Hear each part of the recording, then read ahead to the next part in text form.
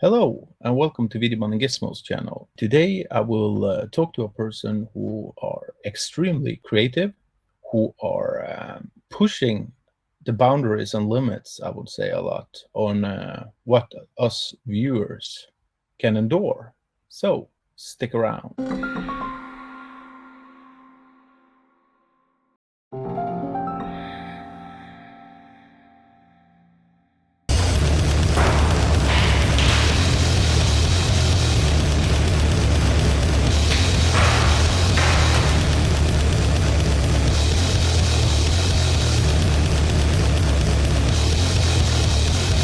Hello, I'm here with Norbert Pfaffenbichler.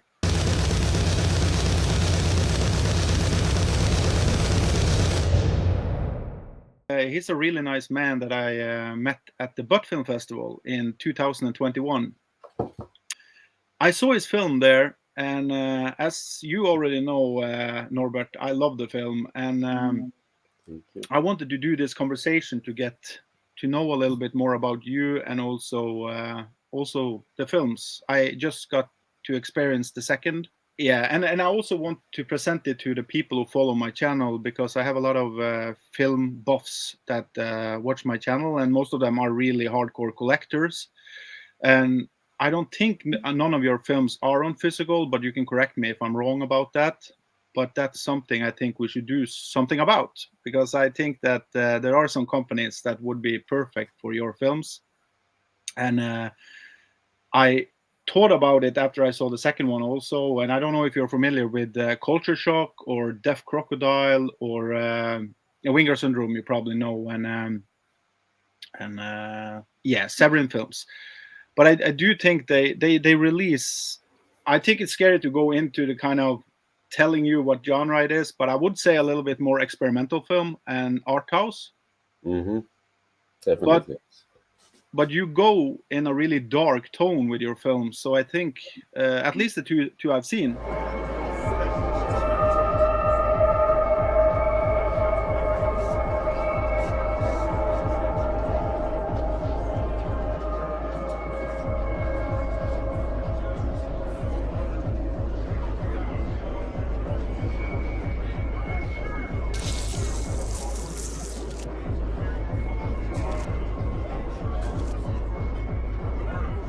I fell in love with your style and your films right away when I saw the first one in 2021. It's not often I do that with new films made, but with your film, I think it has a new style. And we talked about this at the Butt Film Festival. How I look at it is that I feel you have 100 different stuff that I love from other films in your film, and I don't know if you have done that on purpose or if it just happened. So that's something I want to find out today. But to begin, how did you get into this kind of territory of making these experimental kind of horror films? Yeah, it was a long journey. As you maybe know, I'm a trained artist, not a filmmaker, and I made a lot of experimental movies before in my career. And with this trilogy, I started to make it's my first narrative movies. I never worked with narration. I did, as I told you, very abstract and conceptual movies. And it was a long journey because I tried to get money for it. And the first script was completely non-narrative. It was just a bunch of surrealistic sceneries, but without any story. So I didn't get the money for that. They told me, "Yeah, we like your idea, but you have to rewrite it." And we did this a lot of times. So then it was a little bit more narrative and so on. And I played this game with the funding department a few years, and it ended up with a narrative movie. So I was more or less forced to do it, but in the end, I think it was. I love to do it. I like to do it. So it was for me a new experience because I always try to find something new for me I haven't done before because I get bored very easily when I know how things have to be done. Uh, so this is my first. This was my first narrative movie, so my first experience with narration, and it was also fun for me. And I think also for the audience, it's much better when they have a story they can follow than it would be like the first script. It was just, as I told you, just uh, bunch of surrealistic scenes without any sense or without any narration. So it was a long journey to make this. It took me 5 years to make these movies. And I can see that also when I watch the films, because there are so many details, so much happening in every scene.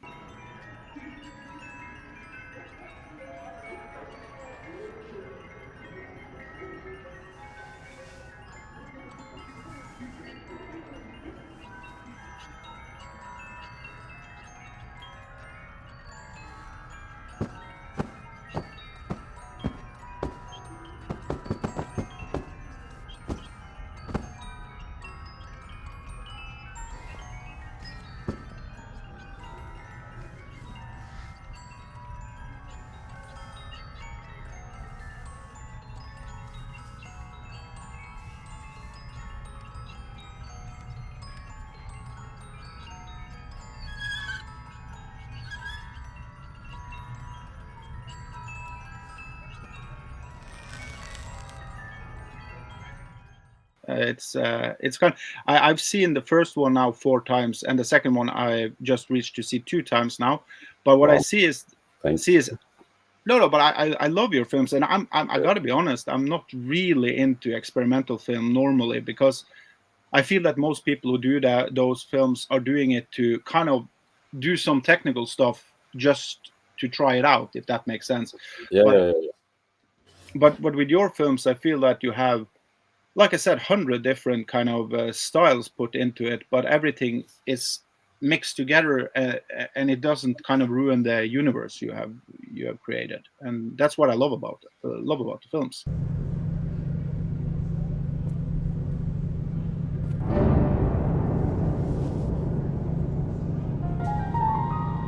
When we spoke in the Butt Film Festival, I told you that it reminded me a bit like the Prodigy music video, "Smack My Bitch Up," with a kind of style. I know that's more of a mockumentary, kind of following the Yeah, person, but it's kind of intense, the whole journey. And in the same way, I feel like the 60 minutes that goes for your first film is intense from the beginning till the end. So I was just wondering, have you taken anything from something you have seen before, or is it just fallen into place by your own mind, if that makes sense? no, of course, it's there are hundreds of references in the movie. Like even the subtitle of the first is the kid, so it's a big reference to Chaplin and all these early slapstick movies and all the early horror movies. And the film is without sound; it's a silent, but there is sound, but there is no dialogues. All the people wearing masks, just for the audience don't know it. So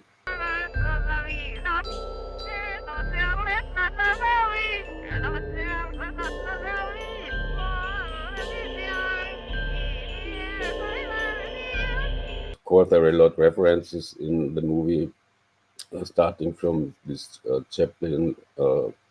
There's a subtitle in the kid from the first part, and of course it's a reference to Charlie Chaplin, to all this kind of early cinema I like very much, as well as slapstick movies like Keaton, Chaplin, and so on. But all of the early horror movies and the Universal horror movies, I love this kind of movies very, very much.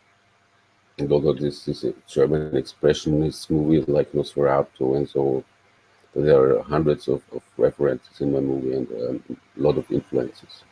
Yeah, I think I saw Texas Chainsaw Massacre also with the dinner scene. At least Yeah, that's what yeah, I yeah, was bouncing back to. And also yeah, yeah. in in the ending of the second one, I don't want to spoil anything in case you get them released now, but you have in the ending, you have where the monkey and the girl, I just call them that, Yeah. is meeting the dude on the chair. It reminded me a little bit like Fando and Liz. I don't know if you've seen that film from Jodorowsky, Yeah, but of course, of course. okay, so that was something it took me to that scene with the mother in Fando and Liz. But when it comes to the music, Norbert, I see that you use, I think, industrial metal. Is that something you plan pre-hand, or is that something that just fall into place during edit or like post-production of the film? No, I describe it all in the script, so not which music I like for which scene, so it's already written down in the script. But the thing is, so to explain my way of music, because myself I'm not a trained, so I have no musical education at all. I don't can play any instrument or something like that. So I need to work with musicians, and I love that very much. It's also a great experience to work with great musicians. So in part two there were three different musicians. In part one there was also three musicians who worked on the soundtrack.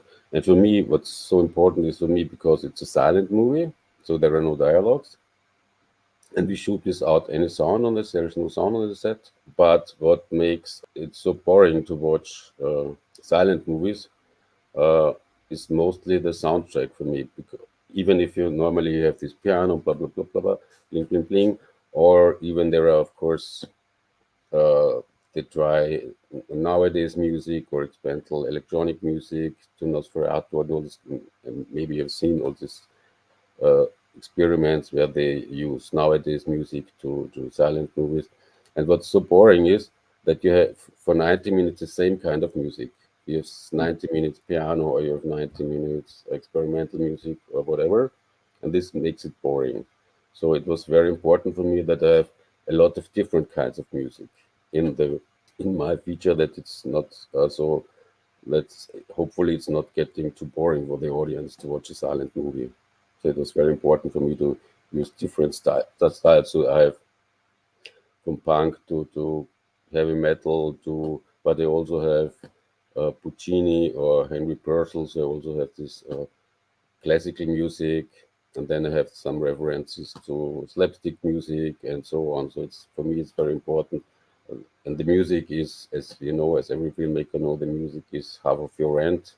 So the mood comes not from the images itself, but from the sounds. So the work in the sound is very, very important for me.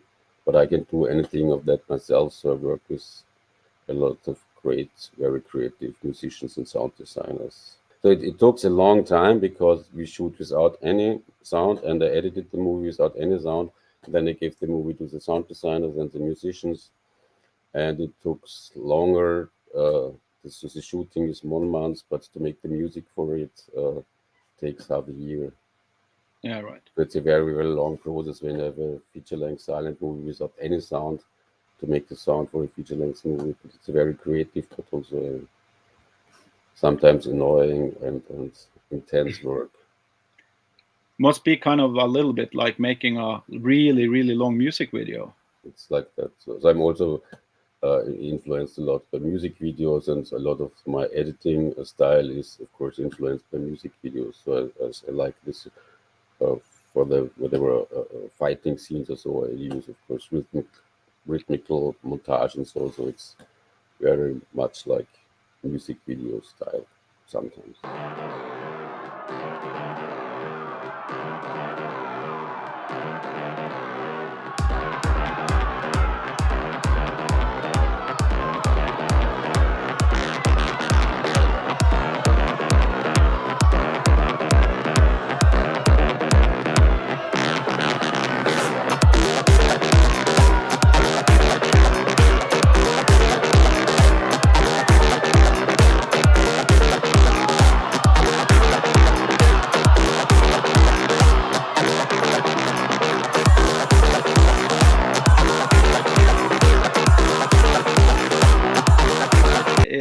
Not reminded me, but it got me a little bit of the feeling of sometimes of Chris Cunningham, Yeah.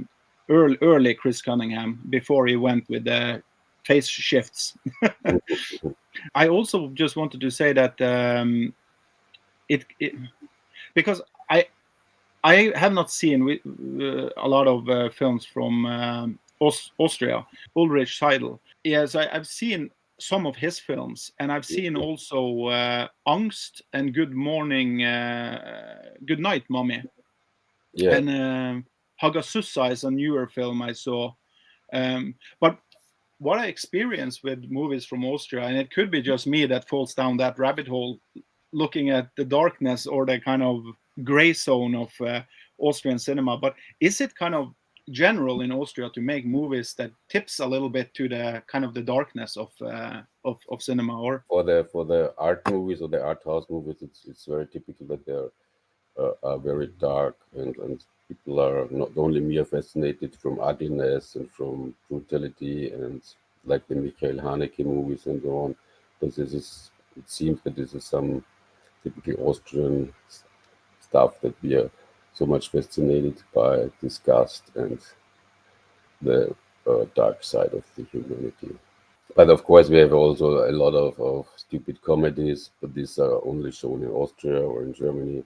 So we have also, of course, a regular movie production.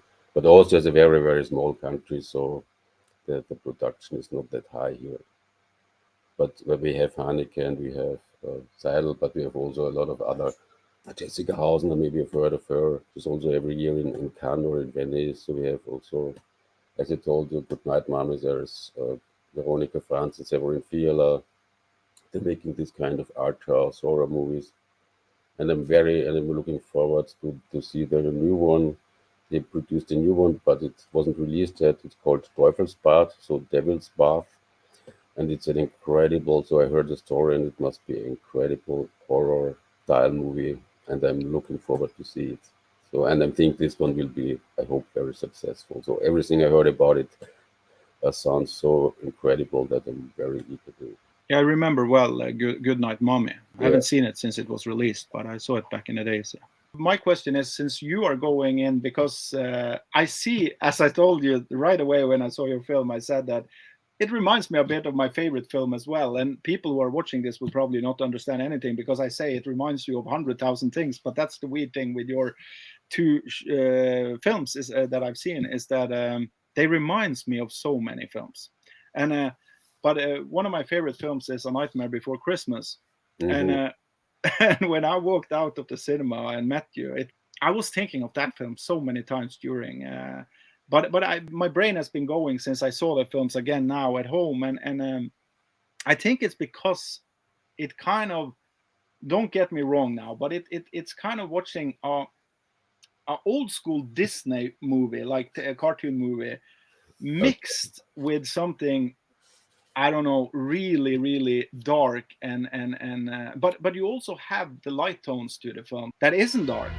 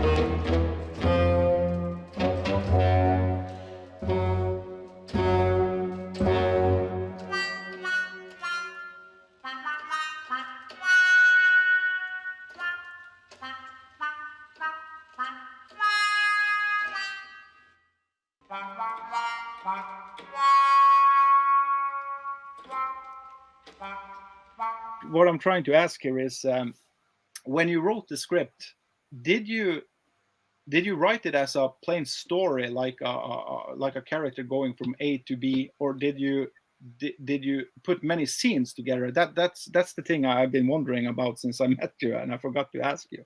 Mhm. No, I don't write a story from A to B. I came up with all the ideas, so I write down so that I always give myself a task for my next project. And the task for this project was, there were more tasks, but one task was, so I wanted to look at my own nightmares, my anxieties, all the things you normally don't want to see, all the things I'm afraid of.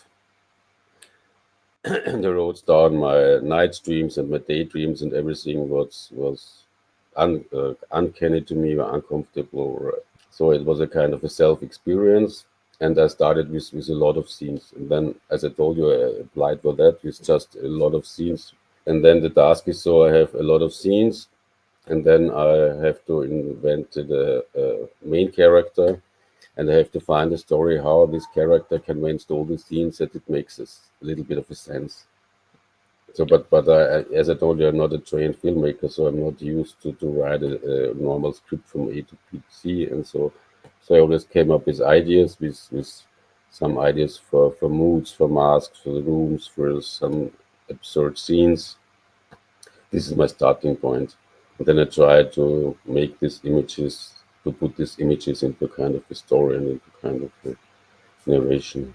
You didn't have an exterior producer on board, right? You did that yourself also. Yes, of course. Yeah. So your journey from, I know you said it took 5 years, right? So From 5 years for shooting, just to get the funding. Took me 5 years for the writing and to getting the funding. It was 5 years before I can start to shoot. Yeah, right. And but during those 5 years, how much time did you use for prepping that? Because you have so many dolls, so many masks, so many everything in this amazing universe. I just wonder how long time did you use to build everything, to make everything?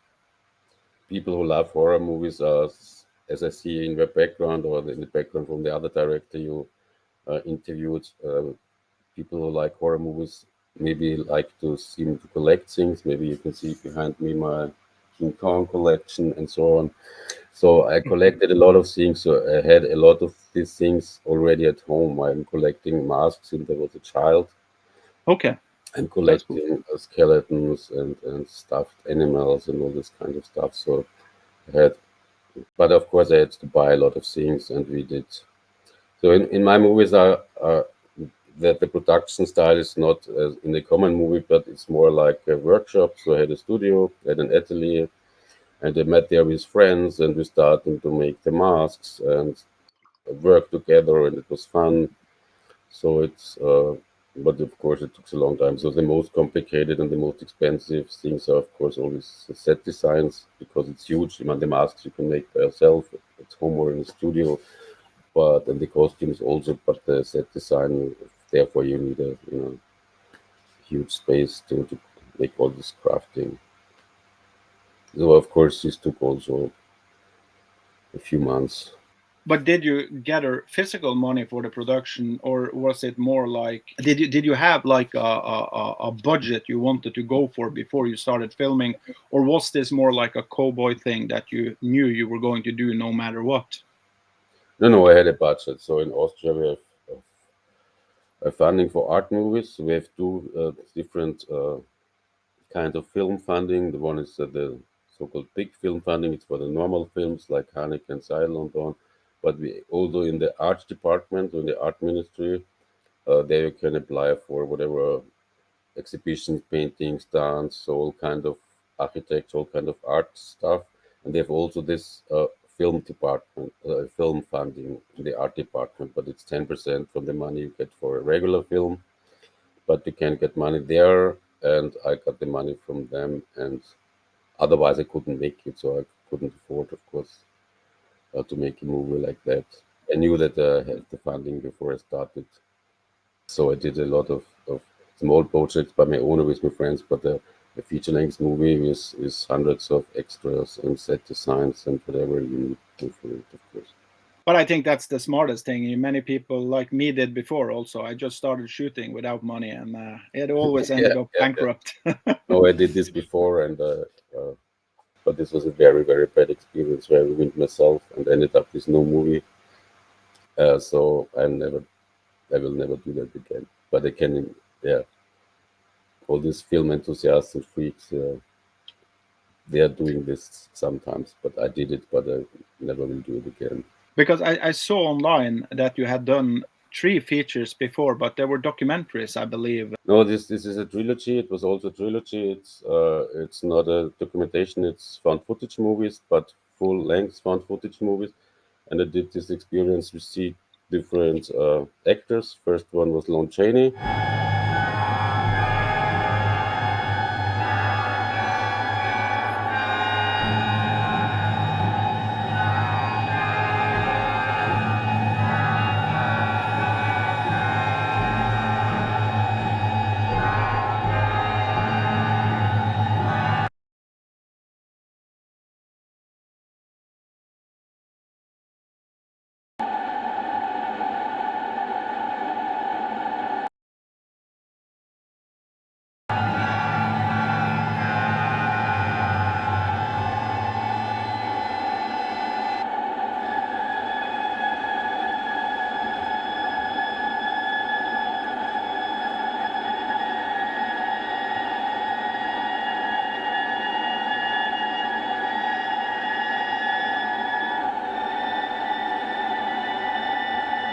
second one was Boris Karloff.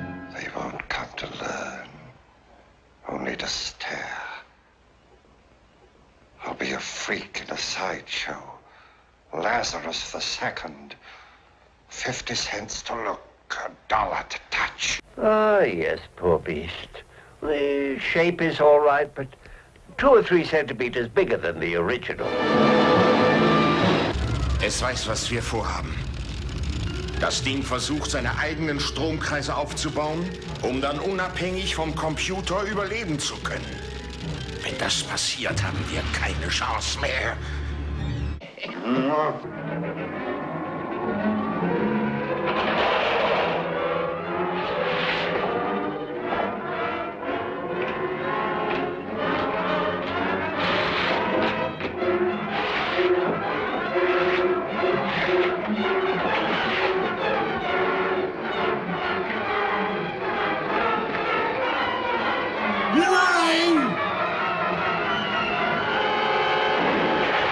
And the third one was Charles Mason.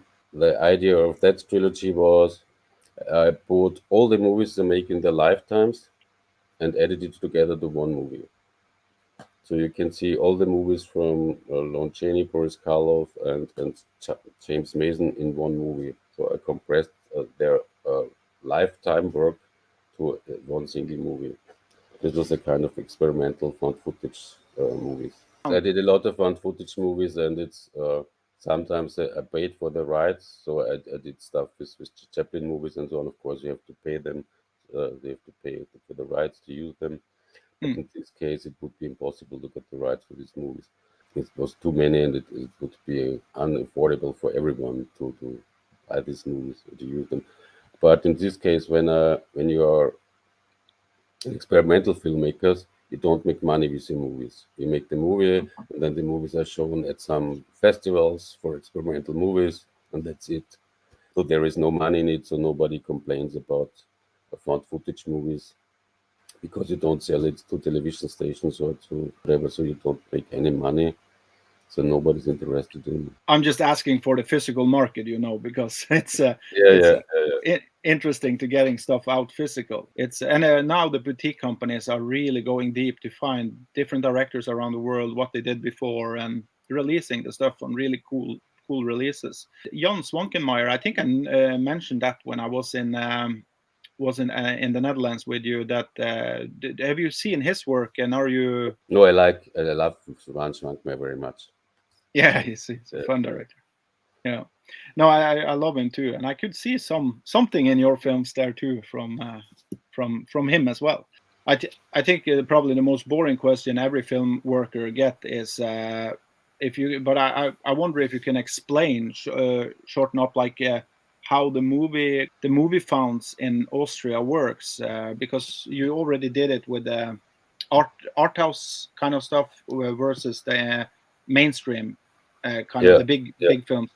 But how big are the budgets of films in Austria, like regular movies? Yeah, I mean, it's not I can tell you. So for the first part, I had 60,000 euros. That's the highest amount you can get from the arts department.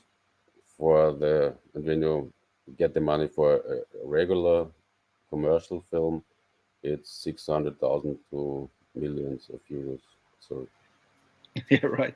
10 times the money we have. So yeah, then people know you have struggled. That's the but at least I can do my work. So I'm very thankful to them. Of course, it would be great to have a little more money, but it's always the same.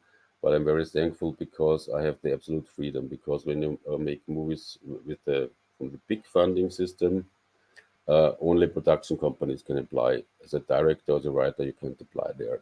So you can also production companies can apply. But in my case, I have not so much money, but I have the completely artistic freedom to do whatever I want.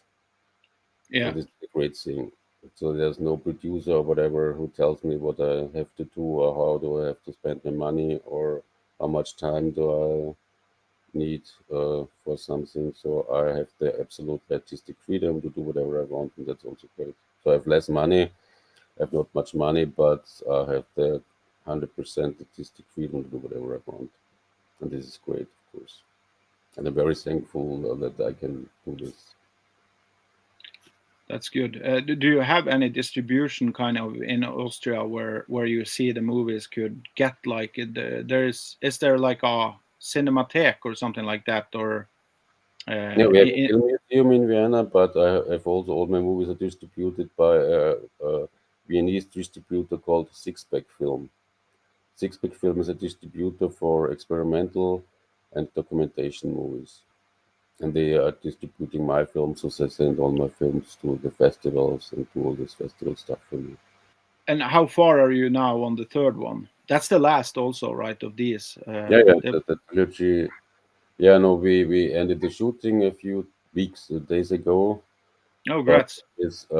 There's in this part there will be a lot of stop motion animations, and we will work on the stop motion animation and all this 5X stuff. So there's a lot of post production, not only editing. There are a lot of tricks and a lot of fire and everything. We have to do it in post production, and I think we will work till the end of the year just for the stop motion animations and all this 5X stuff. They have a great guy who did all the animations for part 2 also, and he's doing more animations for part 3.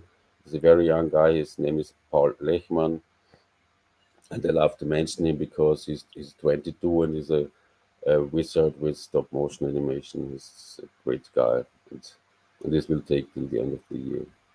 Because, as you know, it's a lot of work to yeah, I actually never worked with stop motion, but I always wanted to try it. It looks so beautiful when it works on film. It's an amazing technique. Yeah, and we mix it up every time with real with the actors. So the actors are interacting with stop motion figures. That's the thing with the films. They always kind of push it to another place when you watch them. There is not you don't feel at any point where you have seen the same thing twice, and that's something that must be hard when you make a film like this.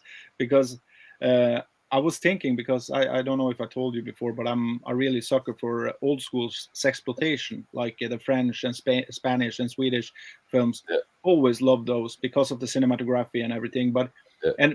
but the mood, the style, and when I watched the second one, you have probably been the first one that have shocked me in any kind of way when it comes to a sex scene in a film for years. And it was the bed scene when you filmed it going up, and then that was a beautiful shot. But then you managed even to shock me more when you had this kind of painting almost of an orgy of things happening.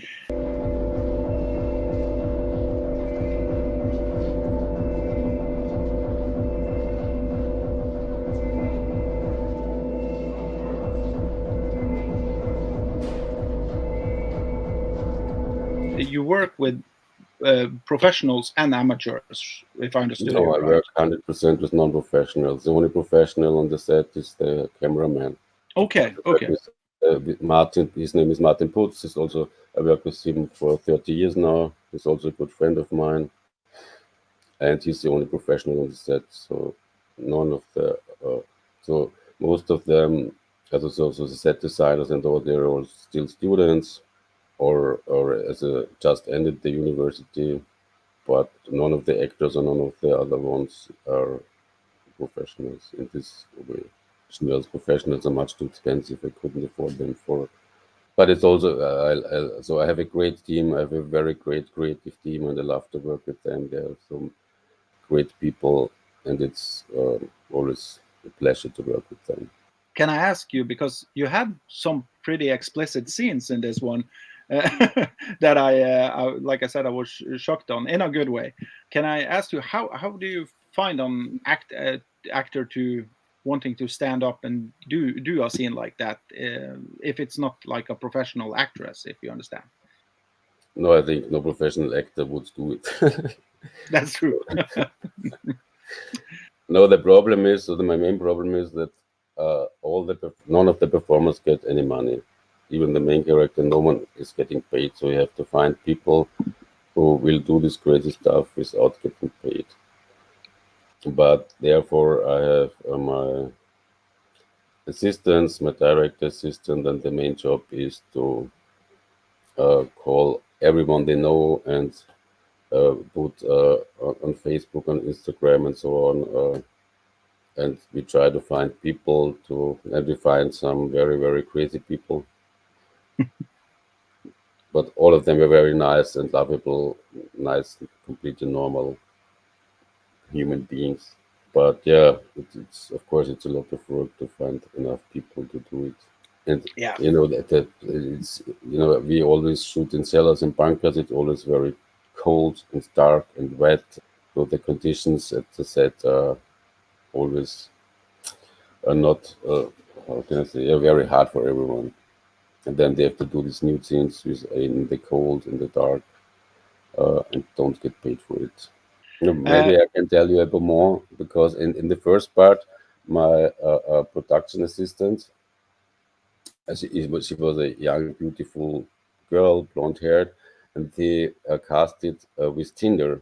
So a lot of men came because they thought they have a Tinder date, and then they ended up with my set. And then Tinder put her out, so she was forbidden to use Tinder anymore because so we did the casting via Tinder. That's a fun story to take with you, yeah. What's your next goal now when you're finished? I know you're in the middle of the process right now, but do you have any future goals now after you're done the third one? Yeah, and then now so it will take me I think a year from now till everything is still set down and the animation and everything is be ready. But I have three scripts I'm working on right now for feature-length movies, but I don't know yet which one will be. I can realize I don't know yet. So of course I have to start this process with funding and so on and so on. I would love to tell you, but I can't tell you right now. So I have three scripts for feature-length movies, and hopefully I can realize one of them. This time with dialogues and everything, and in color, and it's also a new experience for me. But hopefully, I can make another feature movie in my lifetime. It's 2.5 hour long. No, 3 hours long at least, right? When you have done all the Yeah, three and that's films. the third part will be the longest. So the movies get longer and longer and longer. If you keep up the good work you did with the second, that will mean only positive. Can you name some of your favorite films? It's always hard because I'm often, like you ask by magazines, what are the 10 best films ever and so on. And it's, of Yeah. course, as you know, it's always a hard decision because there are so many movies. But when I get this question, so you have to do it from 1 to 3 to 10. And one is always The Trip to the Moon from Georges Méliès. This is one of the greatest movies for me ever. You know, the thing where they got the rocket in the eye of the moon. Yeah. This image is very famous there, the rocket. Yeah. And these monsters, these moon creatures. So. There are so many I love. Eurasia Head, I love Freaks. But Browning is one of my all-time favorites directors.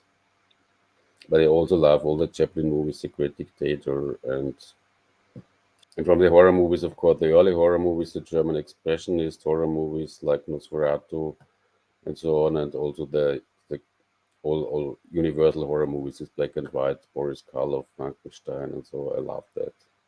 But I also love Tarkovsky and Pasolini and this kind of directors. And Bergman, of course. It's a very hard question, so I can drop names. For the nowadays directors, maybe it's, of course, David Lynch is one of a very great influence. Harmony Korine is great. Lars von Trier is great. There are so many. What's it? Gaspar Noé. I love the movies of Gaspar Noé. So there are many directors I really adore. Do you have any memory from the first movie you ever saw that impacted you in a way, like when you were really, really young? This is maybe a little bit of my background story because I grew up in front of the television like every kid in the 70s. So in Austria, children television was slapstick movies. So I saw every day on television Chaplin, Keaton, Laurel and Hardy movies. This was children television. So I grew up with these images, and this is maybe why it's such a strong influence by me, for me.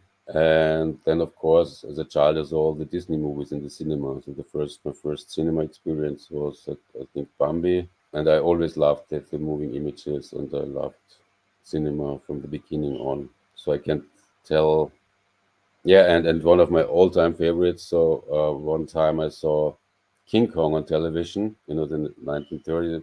Yeah. This was the movie for me. So after I saw King Kong, I don't know how, maybe I was 8 or something like that. When I saw King Kong, I was completely flashed, and this is still one of my all-time favorites. Did you see Peter Jackson made that lost footage role? Like he remade it, or like he not remade it. It will say like the spider what do you call it?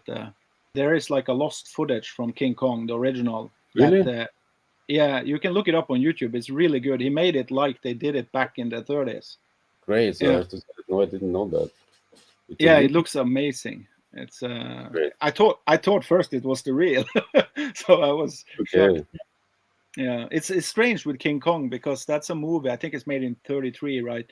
And it's it's still the best Kong film, I think. And it's Yes, definitely. but it's so weird that movie never goes old in any way. It's holds up.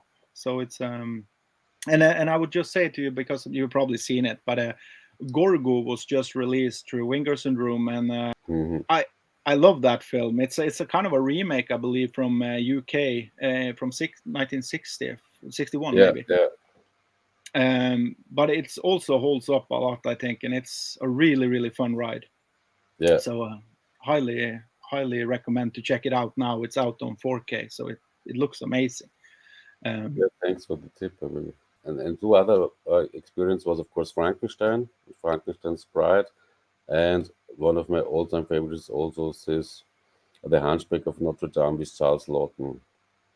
I thought this is one of the most greatest masks and creatures in. It's not a typical horror movie, but it was also a very, very big influence for me. Yeah.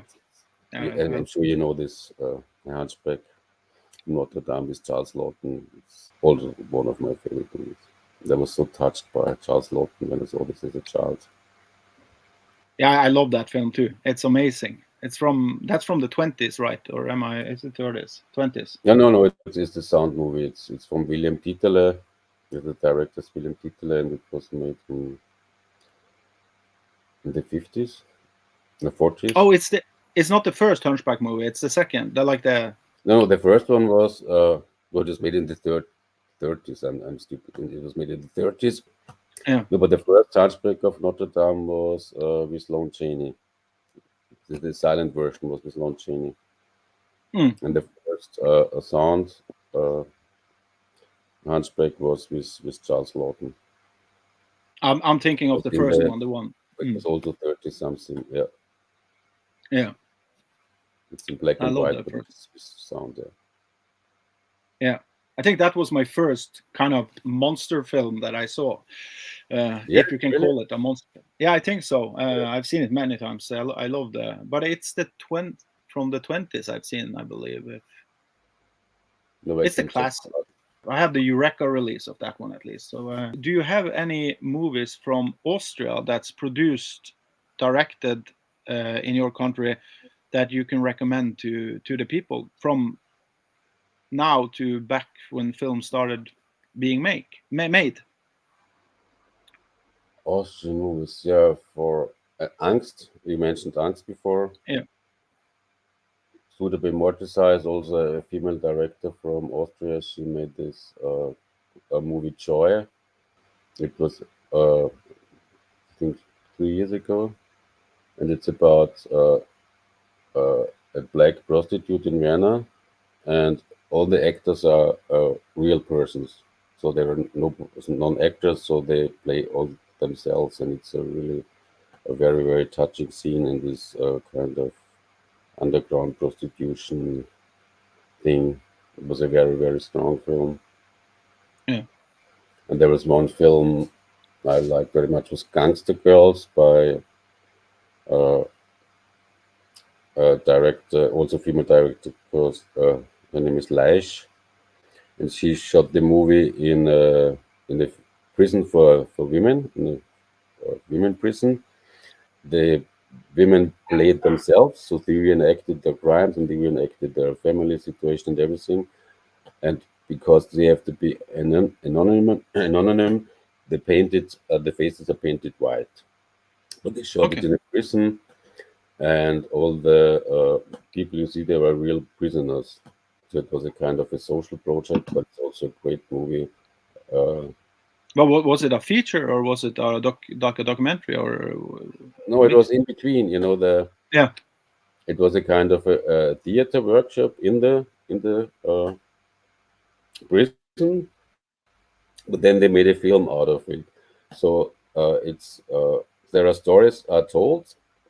The, some of these women told their life stories, and they reenacted it with the other prisoners. So you see, it's a kind of narration and it's acting, but the stories are true. But the situation, of Yeah. course, is strange because the reenactment is in a prison, so they have just one room, and everyone is painted white, and then they play the drama of their own lives. And it Yeah. was very touching, and it was called Gangster Girls. And the director is Tina Leish. This was a great movie. I will look it And of up. course, the movies from, as I mentioned before, Jessica Hausner is also a very, very great director. Her last movie was a little bit of a kind of an art house horror movie too. It was called, I think, Little Joe.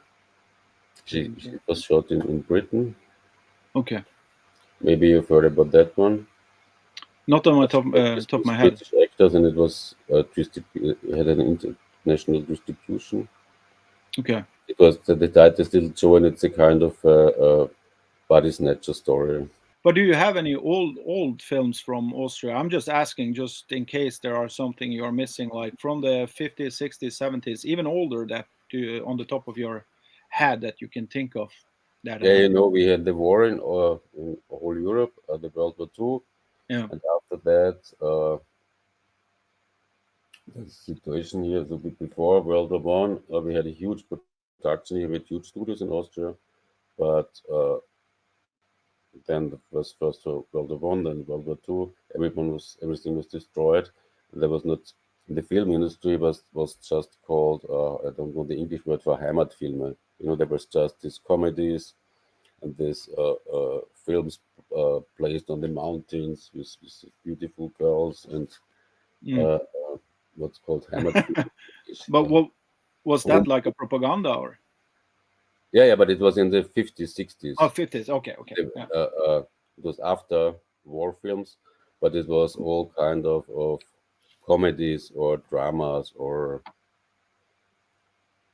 placed every time. Also, we had these Viennese films with these comedies placed in Vienna, and we have these movies on the countryside, like in Germany. There's always these mountains, you know, and there's strong men and the weak women, and they fight on the mountains, and uh, with all the gears are running around, and so it's a very it's great kitsch, of course, but some of these movies are really good also, and Okay. some of these comedies, but there was no there was only this very very commercial movies. There was no kind of underground filmmaking or something like that. It started in the 60s and 70s. Before that, we had just this very very commercial post-war movies with a lot of comedies and musicals and just entertainment. But some of them are great also. So, but I think you never heard about of any of them. No, but that doesn't matter. But I will ask you in another way, Norbert, so you can answer, because I have a nostalgia for an old Norwegian film that I sent you called Flåklypa. Yeah, I have a real nostalgia for that film. It's like the best movie, one of the best movies ever made in my head. But I'm wondering, do you have any movies from Austria where you have really nostalgia for it, like from back in the days, like? to be honest, not really. No Christmas movie, nothing like that from Austria that you have seen 100 times because it's been on TV or something. We only have 2 films from Norway that I have that on. So so I can't mention. As you know, I grew up in front of the television, and there we had all the American movies, of course. So this is I'm much more related to this kind of movies I saw in the cinemas and on television, but there was no Austrian movies. Okay. Yeah, I think it's just a coincidence that I have Flåklypa because it was shown every Christmas in Norway for 30 years, and it was forced upon us. But I love that film. I think it's amazing made and everything. So it's way before its time. Since you are since you are making experimental films yourself, I remember you talked also about an experimental film to me, but I will just ask you first, do you have any experimental films to recommend for my audience, like that they haven't probably heard of? Experimental movies, I can recommend a lot of experimental movies, but the problem is that you can't see it. Okay, they are not anywhere to be found. Yeah, at Sixpack Film, for example, of course, there are in the world there are a lot of distributors for like Light Cone and other distributors for experimental films, but most of them you can find anywhere. Okay. But of course, but everyone knows the movies of Kenneth Anger. They are on YouTube. Yeah. I love Kenneth Anger very, very much. And one of my teachers at the art university was a guy called Kurt Kren. You think you have never heard about him. He invented this. I think you told me about him before. Yeah. He did these movies with his Vienna actionists, and he did this rapid editing, so just 1, 2, 3 frames. Oh, I love that very much. But this is also, of course, these movies are on 60 millimeter, and I don't think that you can find anything on YouTube or somewhere. Maybe one of the physical labels out there can take them out in some way later on. That's the reason why I'm asking, because it's. I think that they produced a DVD. There's a label called Index in Austria, and they release experimental movies on DVDs, and they produced also a Kurt Klein DVD. So many great directors. We have a huge. That's a strange thing because you have this kind of art film funding in Austria. There are a lot of experimentals. There are a lot of people who are making experimental movies. From my colleagues, but I'm sure, like Johan Luev or Lucas Marx, or maybe you've heard about Peter Czerkassky or Martin Arnold.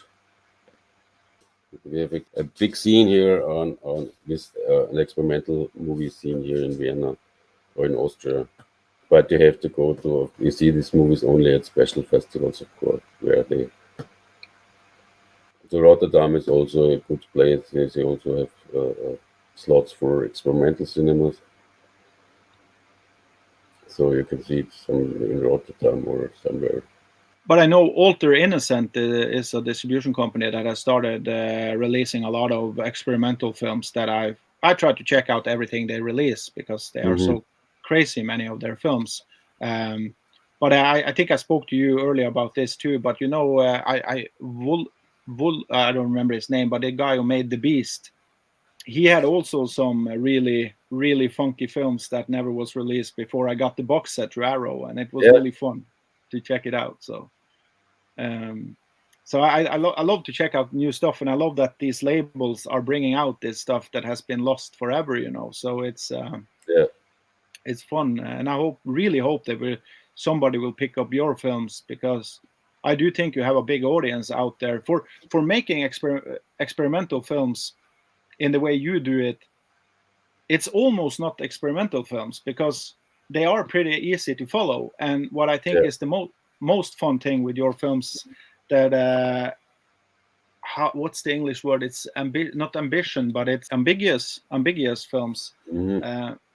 So you can dig into your films and find different thoughts of what it means, and that's something I think a lot of people out there will appreciate if they get to see your films. My last question is, when you watch films, are you a collector yourself, or do you watch through streaming, downloading, or do you only go to cinema or TV, or how do you experience movies? All of Now, that. So of course I collect movies, I download movies.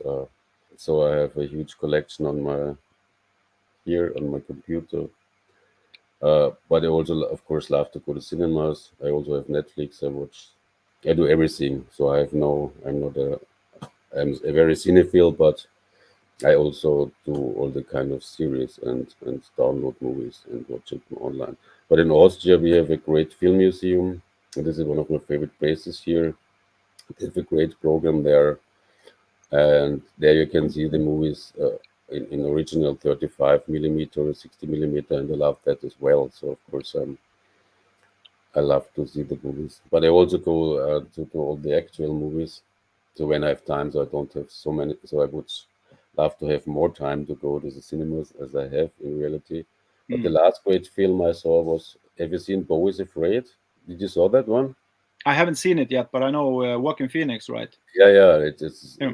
is a really, you have to see it. It's a really Yeah. fucking great experience. It's a 2.5 hours, so it's very long. It's 2 hours 10 minutes or something, and the whole film is a nightmare. And they have incredible sets and incredible scenes. And I was wondering how they can get the money. So it's a huge production, but it's completely a brain fuck movie with horrible scenes and nightmarish scenes, and it's a completely surreal movie also. And Joaquin Phoenix is running through a parkour from surrealistic, horrifying scenes. So you will love it.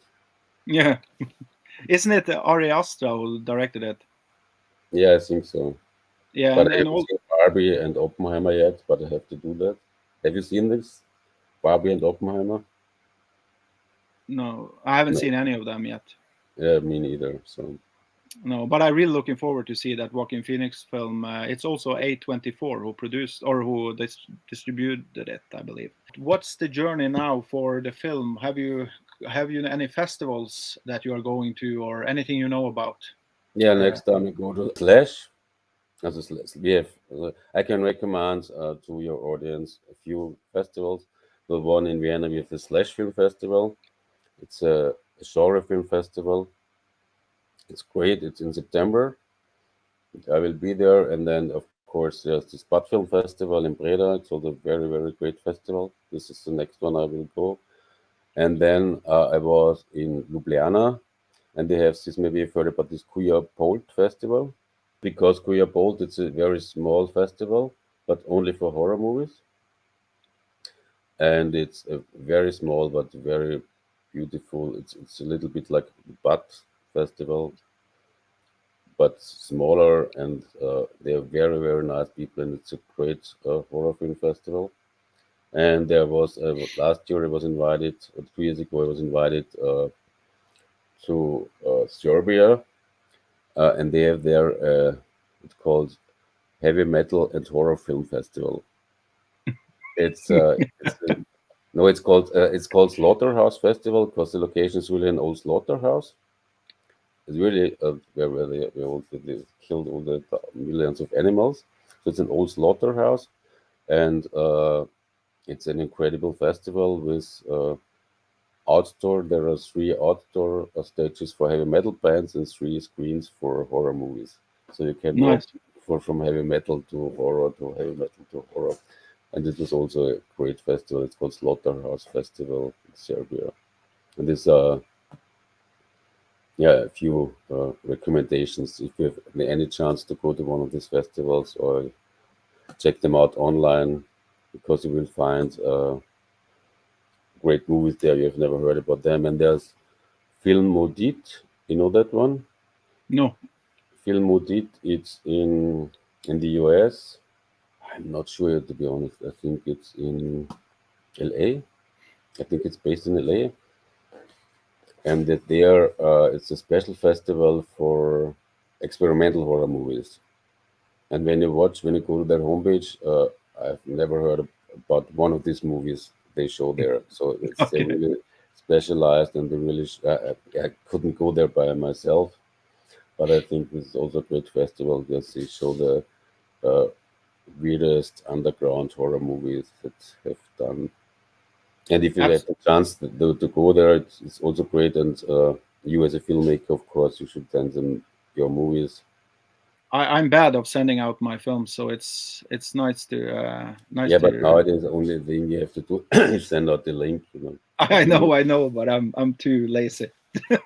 You're too lazy for that. Yeah, I'm too lazy because I No, always. but these festivals I recommended you right now. They would love your films, and they would. I'm sure there's a really very very nice, great people everywhere, and they're really into this kind of movies, and they are really enthusiastic. And I will absolutely these are the check it out. festivals I can recommend. And the Butt Film Festival, I know. So that's Yeah. a beautiful festival. It's Of course, the Austrian festival. Yes. You are going back there this year, or? Yeah, I'm invited as a jury member this year. Nice. Yeah. Did you? So otherwise I couldn't afford it, but I'm invited, and I'm looking forward to go to Breda because it's such a beautiful city, and so the people are so nice, and of course there are so many great films. So I'm really looking forward to go there again. I think you're the first person I met on a festival that saw more films than me.